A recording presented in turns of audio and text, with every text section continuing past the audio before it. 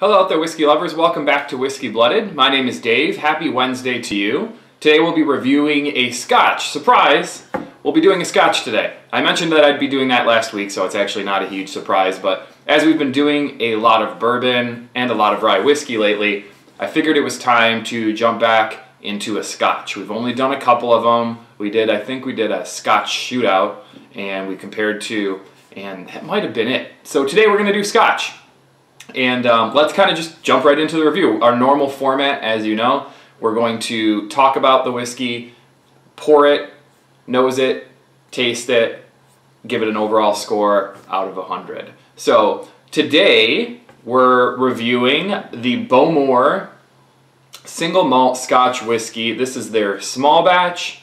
It's been matured in bourbon casks. There's the bottle for you guys to see. It's a no age statement Scotch. So let's talk about this Scotch in this distillery for a quick second. I haven't done much of this, and especially with Scotch, because disclaimer for this entire video, before I get into that, disclaimer for this entire video, I am a fairly, I don't want to say a Scotch noob, but I'm not a seasoned Scotch drinker. So I've tried some really good stuff before. I've tried probably 20 or 30 different Scotches, but I don't actively collect it like I do with bourbon. So this will be an interesting review, I think, for all of us, coming from a more novice opinion.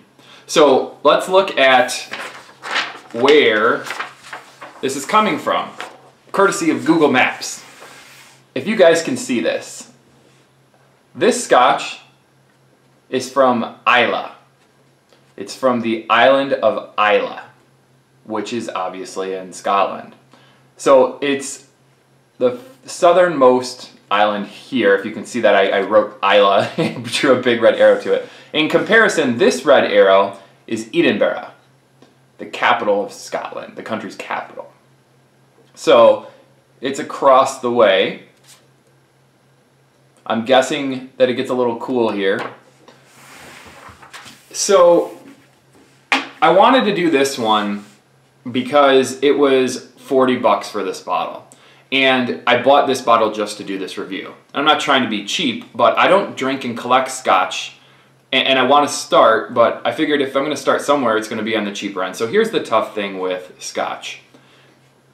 $40 to $50 is $50 to $60 is where you get into some okay Scotches. And you really have to be spending into the hundreds to get a nice, I'd say around 100 for a really nice Scotch. Compared to bourbon, some of the best bottles are around 60 bucks. So the price point on bourbon is here and the price point on Scotch is here. So it's a harder thing to collect. It's a harder thing to get into. It's an interesting and old and extremely awesome expression of whiskey. It's just that it's not as cheap. It's not made all in America like bourbon is. It's just a different type of whiskey and the most popular in the world. So, you know, that definitely says something about it. So let's go into what I picked up today and why I picked it up. So I go to the liquor store, I talk to my normal liquor store guys, and I say, hey, you know, I'm doing a review this week. I am looking for a Scotch, and I gave them a couple of ones I've tried before that I just didn't like and a couple that I did, and we kind of picked out something flavor profile that also had a good price point on it. The other thing that they noted was this is sort of a newer bottle. So for those of you that haven't ever picked this up and you're wondering like, well, can I really get a good bottle of Scotch for 40 bucks? We will find out here shortly. So I actually spent yesterday going through some of this bottle, a lot of this bottle. That was just me, if you guys can see that. And I was trying to wrap my head around it, and I was trying to figure out what I like. And part of it's me not being a huge Scotch drinker, so I'm like, okay, do I really like this? Do I not like this? And I think that's going to reflect in this review here today. So let's get into it. This is a 40% alcohol Scotch. The bottle is kind of like, eh. As actually the label before I pour this, it says on the eye, it goes by color, nose, and flavor. So color, warm gold. Nose, vanilla fudge, sea air, and peat smoke. Balanced beautifully by honeycomb and cinnamon. Taste, mouth-watering citrus, gentle saltiness, vanilla and coconut. And finish, wispy smoke, bourbon, vanilla, and lime. I hope you guys are having a great week out there. Thanks for joining me again, as always.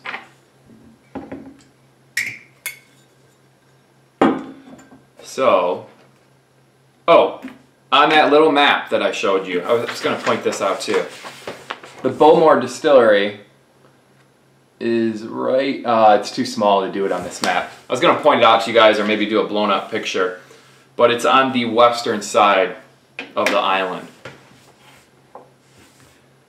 I think probably one of the funnest things that a whiskey lover could do if you live in the US would be to head out there and do some tours. I'm sure that's a riot. I'm sure it's probably a big part of their income over there. Actually, I was reading up on the island a little bit. I mean, a large part of Isla's income is in their livelihood out there is Scotch.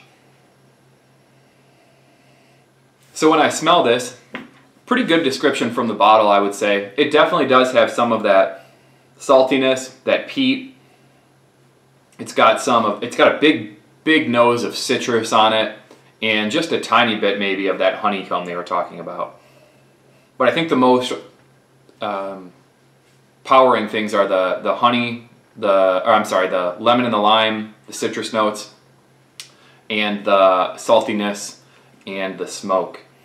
Now the smoke is less than a lot of scotches that I've had, so I think it's pretty well balanced on the nose. That's the one thing I really like about Scotch, is that the noses are so complex and luscious. And I'm smelling some fudge now too, some chocolate, some fudge. They're very luscious on the nose, so I love that about Scotch. I definitely love that about Scotch. Let's try this one, guys.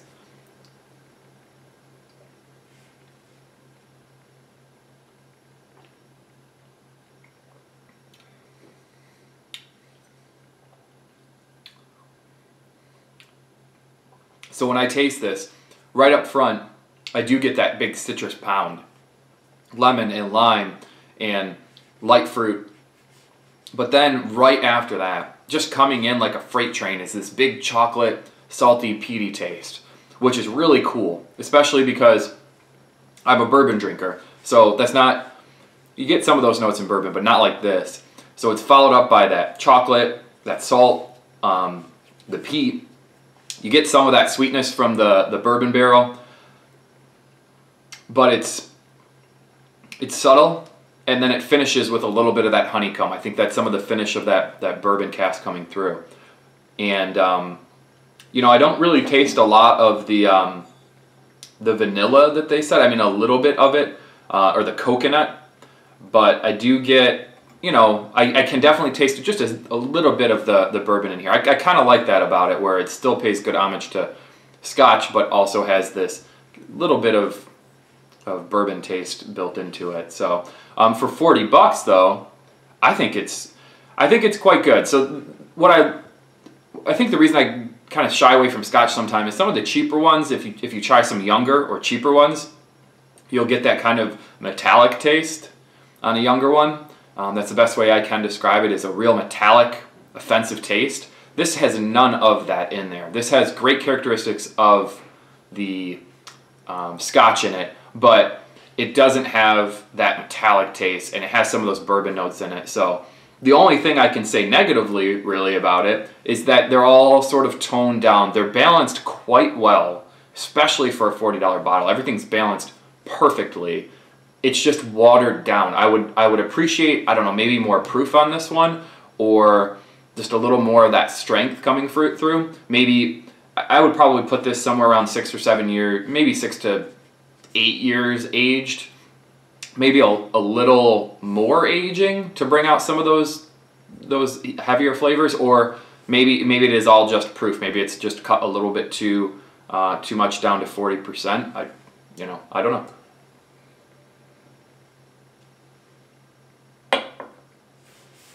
That final taste there, same thing. I mean, matched the last one exactly. Citrus, chocolate, fudge, peat, a little bit of that honeycomb at the end. Like I said, I'm not really tasting any of the coconut that they've talked about in the bottle here, but it is a small batch, so So it's got a very small amount between each one. So let's score this guy. I haven't scored it yet. You know what I had a score in mind as I was just tasting it yesterday. I bought this bottle yesterday. I had this score in mind yesterday as I was tasting it. I was ready to do the review yesterday, and then I was like, I just don't know what I'm going to score it at. So I'm trying it now. I'm not sure. I think I have the same kind of notes as I did yesterday. I love the price point. I absolutely love it. I love that it's drinkable. It's smooth enough. Yeah, I got an idea. So let's do, for this guy, we're going to say, and keep in mind, I am rating this as a bourbon lover. So I'm not being biased towards Scotch. I'm a bourbon guy. So my scores on Scotch normally probably aren't going to be as high as bourbon, because I like bourbon. But I think it's great. For 83 out of 100, I think it's good. 40 bucks, I think that's a great price for this bottle. Maybe a little bit more, like I said, everything's perfect, but watered down a little bit too much. So maybe a little more proof, maybe some more of that flavor, and I'd be rating it even higher. Compared to some of the other Scotches I've reviewed in the past, I did the Bowmore 10-year-old, I did the Compass Box, what was it, the King Street. I've done a couple other ones too. This is actually, compared to that Bowmore, this is one of my, it's right there with it. One of my favorites that I've tried, especially with this being a single malt like Bowmore is. This is quite good. So, but I've tasted, more expensive bottles, $100 to $150 bottles. Not that price is everything, but I know what a really, really good single malt Scotch will get you. And this is just a little bit too watered down or too weak for me to rate much higher than that. But I think you should buy it. It's 40 bucks. I absolutely think you should buy it. Try it and let me know what you think. If you guys have anything you want to see for next week, give me a holler and let me know. And if not, then no weekend video this week. We'll be doing just next week's review. And I don't know what we'll do next week. So toss out ideas. Maybe I'll come up with something. Who knows? We'll have some fun. All right, guys. Thanks again for joining me. Have a great one. This is Dave with Whiskey Blooded signing out. Have a good night.